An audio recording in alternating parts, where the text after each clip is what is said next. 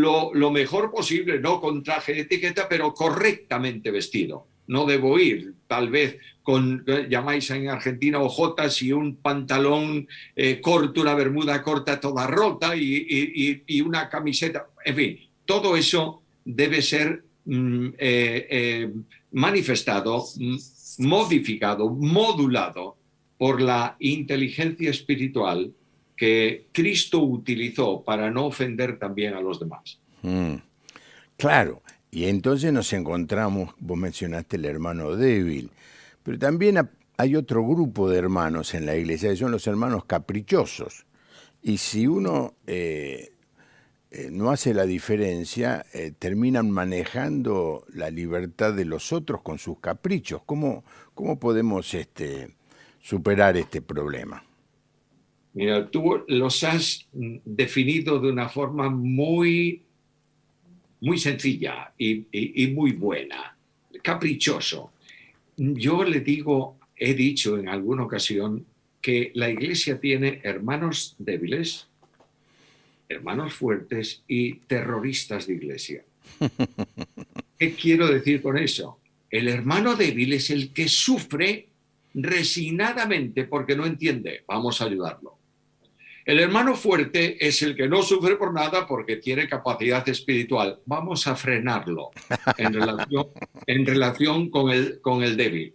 Y luego el terrorista de iglesia se hace el débil, pero no es el débil. Porque con su debilidad dice, por ejemplo, el día que esto se haga así, yo me voy porque me ofende. No, no. No te ofende nada. Eres un caprichoso. Y el Señor dice que a estos caprichosos que quieren conducir la iglesia por el camino de ellos, no por el camino de Dios, nosotros no podemos tener contemplaciones con ellos. Y prefiero un terrorista de iglesia fuera de la iglesia que estropeando una congregación. Y esto, el liderazgo de la iglesia tiene que actuar con energía con estos que se llaman débiles, pero que son fuertes para hacer lo que quieren. No, Samuel, ¿no es falta de amor eso? ¿Esa actitud? bueno, creo Llego a que hacer una cosa así yo y me van a decir, Juan Pablo no tiene amor. Bueno, es que eso lo va a decir precisamente el terrorista de iglesia. Aquí no hay amor. Bueno, es que la iglesia es una entidad de vasos comunicantes. El amor crece en la medida en que tu amor crece en medio de la congregación. Por eso tenemos que decir, eso falta de amor. No, no es falta de amor. Es amor por el rebaño. El pastor no golpea a la oveja, no se pelea con la oveja, no disciplina tendenciosamente la iglesia, se pelea con los lobos vestidos de ovejas, porque son los que están destruyendo el rebaño. Y en eso el pastorado de la iglesia no puede, delante del Señor, evitar la confrontación si es necesario, porque tiene a su cargo el bienestar de las ovejas que Dios puso a su amparo. Mm. Pablo ya al final de su vida le da algunos consejos a Timoteo, eh, pensando en algunos personajes que le habían sido, eh, que habían perturbado, que habían sido terroristas en la fe, ¿no es cierto? Eh, Alejandro el Caldelero dice, me ha causado muchos males, a estos evita, ¿no? Y parecen palabras fuertes, ¿cómo voy a evitar un hermano?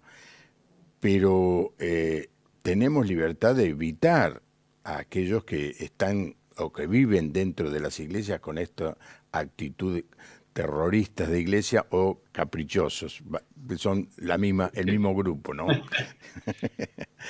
Sí, perdón, sí No, que el apóstol lo dice, y lo dice clarísimamente, y dice que los que vienen a distorsionar, no solo evítalos, sino recházalos, ponlos fuera, porque se han pervertido, se han perdido a ellos mismos. mm.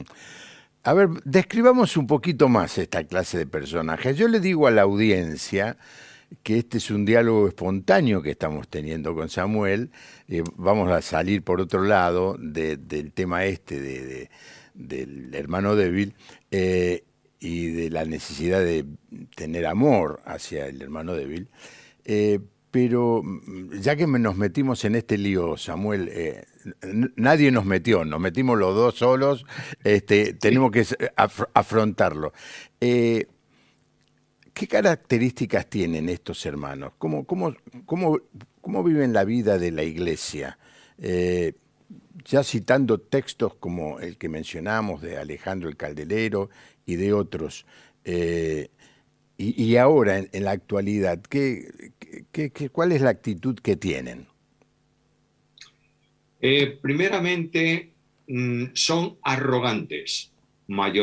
Estoy dando esto definición general. Sí.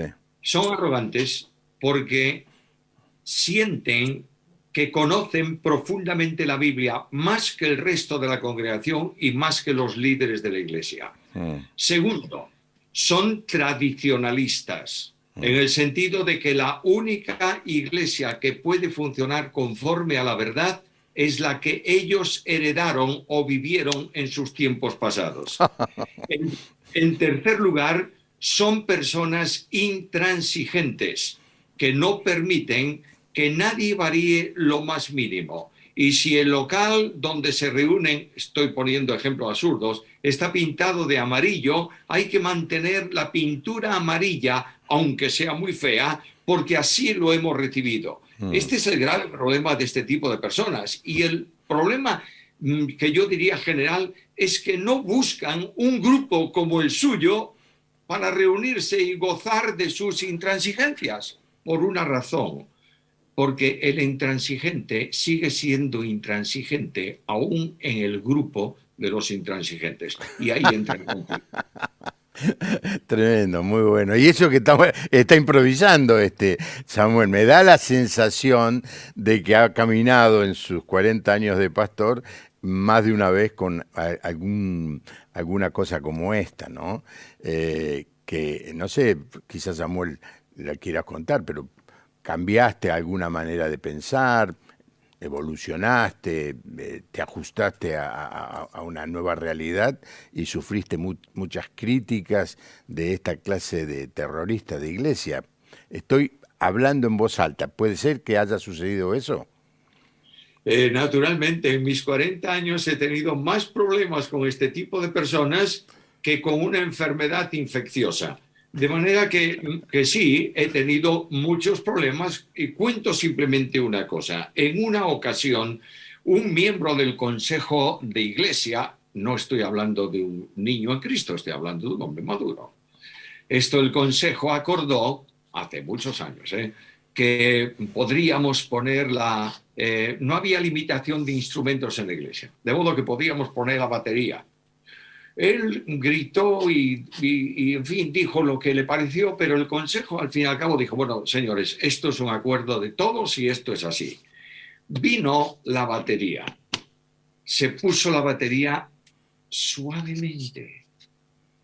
Y cuando él entró en el templo y vio la batería allí delante, agarró a su esposa del brazo y dijo, vámonos. Y se fueron. Entonces yo lo abordé 2 o 3 días después y le dije, como miembro del consejo, quiero preguntarte por qué te has ido. Bueno, porque yo no puedo aguantar la batería y no, eso es, empezó a decir cosas.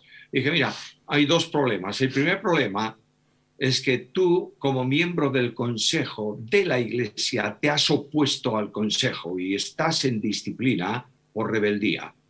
Eso en primer lugar. De modo que o entras por el camino general que el Consejo ha acordado para esto, o si no, tienes que dejar el Consejo. Y yo creo que ha sido una medicina bastante buena, porque dejar el Consejo para él era mucho más complejo que permitir una batería dentro de la iglesia. Bueno, bueno, yo he vivido también muchos casos así de gente que se ha enojado por cambios que hemos hecho, ¿no? Eh, Al principio, cuando hicimos el salón grande, nosotros lo usamos como un salón de usos múltiples. eh, bueno, siempre, a la semana que se inauguró se empezó a hacer uso del lugar como un lugar de deporte. Y hubo alguien que vino y se molestó y dice, no, yo no voy a aguantar los pelotazos que hay en la pared, esto es la casa de Dios, y bueno, no aceptó la realidad.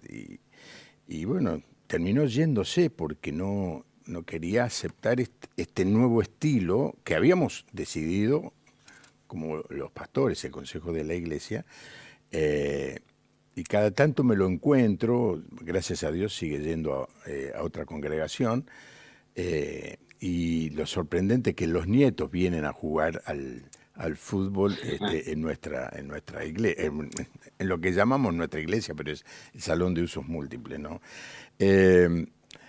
Ahora, hay algunos que están usando, vamos a hablar de los fuertes ahora, están usando su libertad sin pensar en el hermano débil.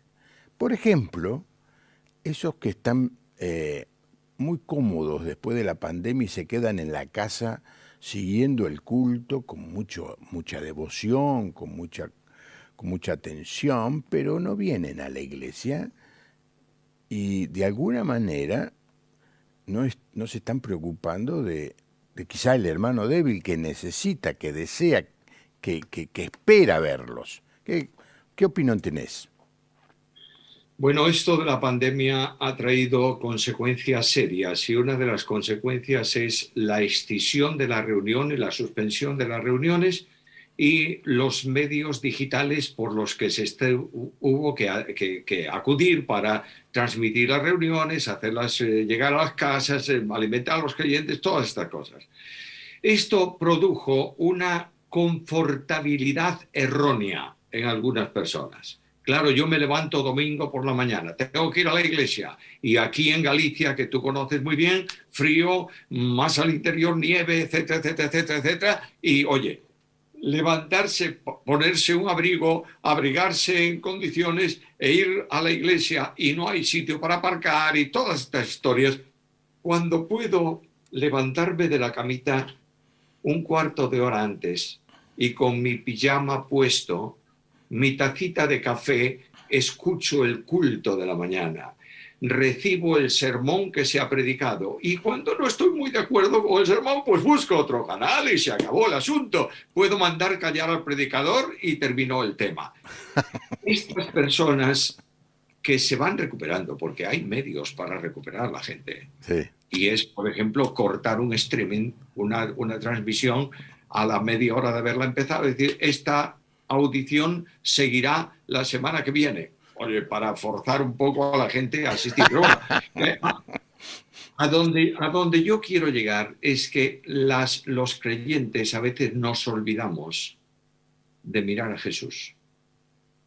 Y cuando yo leo la vida de Cristo, me doy cuenta que hay una actitud del Señor continuada. El Evangelio dice que iba cada día a la sinagoga según su costumbre. Voy más adelante y leo la carta a los hebreos, no dejando de congregaros como algunos tienen por costumbre, y está apuntando a una mala costumbre. Por tanto, no dejando de congregaros.